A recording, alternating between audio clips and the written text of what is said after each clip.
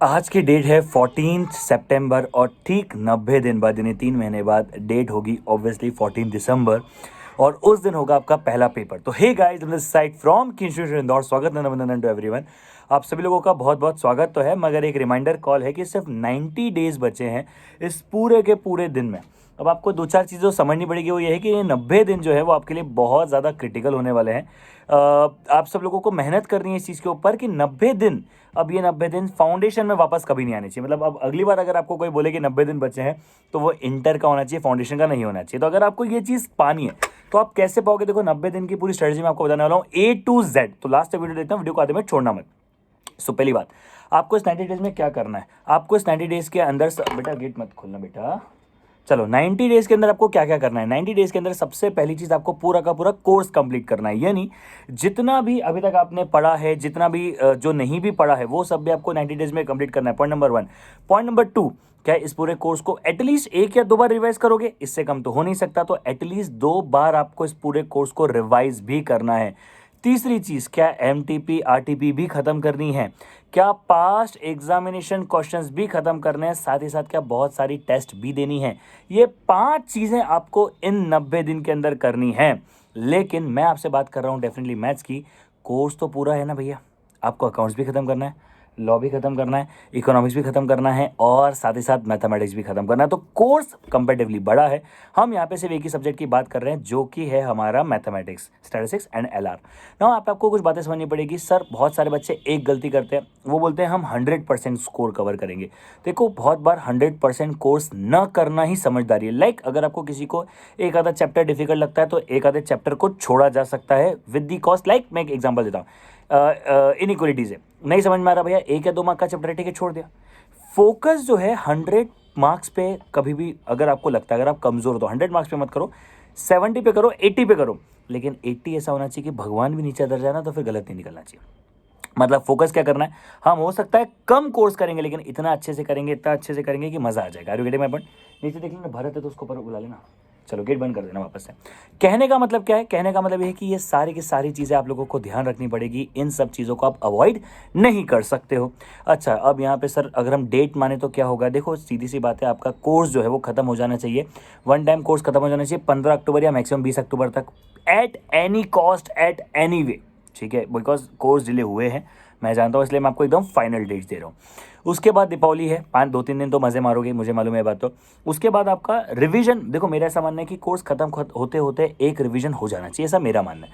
तो आपको भी यही फोकस करना है, कोर्स खत्म होते होते एक रिवीजन मार लेना, ताकि आपके लिए ईजी होगा। MTP, देखो पास एग्जामिनेशन क्वेश्चन मैं मेरी क्लास में साथ ही साथ खत्म करवाता हूँ, ये मेरी आदत है। आप लोग जैसे भी करना चाहो कर सकते हो।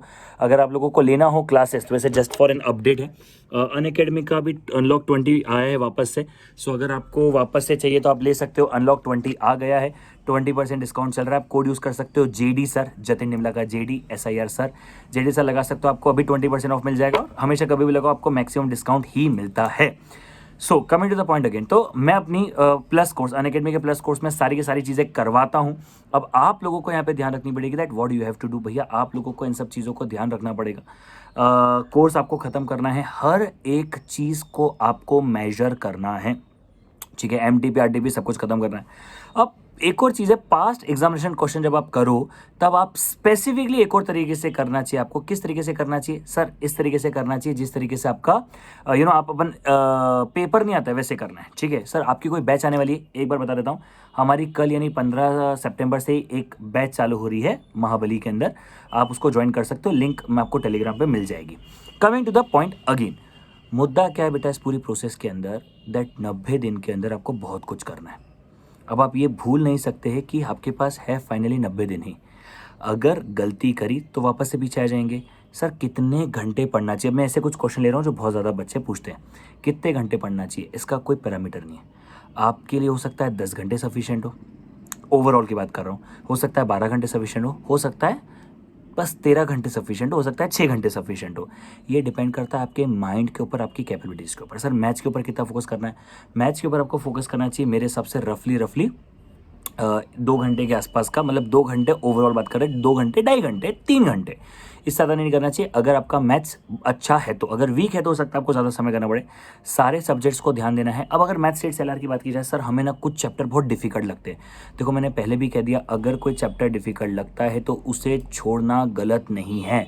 आपको ये बात समझनी पड़ेगी कि छोड़ना कुछ गलत बात होती है क्या? नहीं सर, कोर्स को छोड़ना, अगर आप आधे में मैथ्स को छोड़ रहे हो या कुछ 1-2 चैप्टर छोड़े तो गलत नहीं है। दूसरी बात, पैनिक नहीं करना है। देखो मैं भी अभी ना बहुत ज़्यादा रिसेंटली बच्चों के अंदर देख रहा हूँ, पैनिक सिचुएशन है। पता है लोग क्या कर रहे हैं, सर हो नहीं रहा है। अगर कोई क्वेश्चन आता है नया, सर हमसे तो हो ही नहीं रहा, हम तो कर ही नहीं पा रहे। ये सबसे नेगेटिव बात है। आप बात को समझ रहे हो? यही सबसे ज़्यादा नेगेटिव बात है, क्योंकि अगर आपने शुरुआत ही नेगेटिविटी के साथ करी है तो फिर आप पॉजिटिव बनोगे कैसे? आप समझ रहे हो बात को? तो आपको कभी भी जो है नेगेटिव शुरुआत नहीं करनी है। शुरुआत हमेशा पॉजिटिव होनी चाहिए। शानदार जानदार मजेदार आराम से करो, लोड मत लो। इज दैट क्लियर क्या? इज दैट क्लियर क्या? अगर आपने नेगेटिव शुरुआत करी तो आपका गेम बदल जाएगा। ठीक है, क्वेश्चन को पढ़ रहे हो, क्वेश्चन समझ में नहीं आ रहा है ना, तो उसको कैसे करना है, मेरी बात को ध्यान से सुनो। 1-2 बार उसको रीड आउट करना है। आपको उसको 1 या 2 बार रीड आउट करना है, ताकि भैया हमें आ रहा है, हमें आ रहा है, हमें आ रहा है, ये आपको करना है उसके साथ। अगर आप ये करते हो तो भी चलेगा, मतलब आपको क्वेश्चन को ब्रेक करना है। मैं बोलता हूँ break it until you make it. ठीक है। दूसरी बात, 1-2 पैनिक के सर हमसे होगा ही नहीं, हम क्या अगला अटेम्प्ट दे दें। देखो एक बात मेरा मानना है, once you start a thing with negativity it would end up with negativity. Are you getting my point? So अगर आप किसी चीज़ को नेगेटिविटी के साथ शुरू करोगे तो ख़त्म भी नेगेटिविटी पे ही होगी, ये आपको समझना पड़ेगा। तो चीज़ों को पॉजिटिविटी के साथ शुरू करो।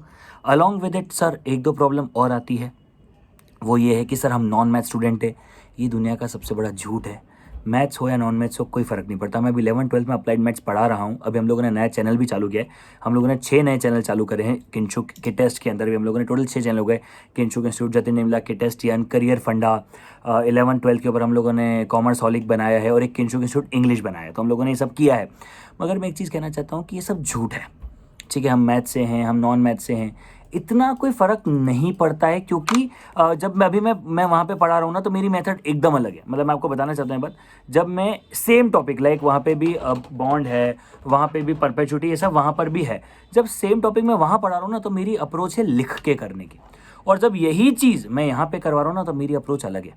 मतलब आप मेरी बात को समझ रहे हो? अप्रोच ही अलग है, मेथडोलॉजी अलग है। तो आप मैथ्स के हो या नहीं हो, ये कोई फ़र्क ही नहीं पड़ता है। सर हमने पर कंसेप्ट तो पहले पढ़ा होगा ना, क्या फ़र्क पड़ता है, क्या उखाड़ लोगे कंसेप्ट पढ़ के, जब अप्रोच ही अलग अलग है तो। सो एक ये चीज़ हो गई, ये सब चीज़ आपको ध्यान रखनी है ओवरऑल। ठीक है, तो इसके साथ आपका पूरा का पूरा फंडा क्लियर हो जाएगा। Just try to figure out all this things. इसके अलावा सिर्फ पेशेंस रखो, पेशेंस के साथ दिमाग शांत रखो।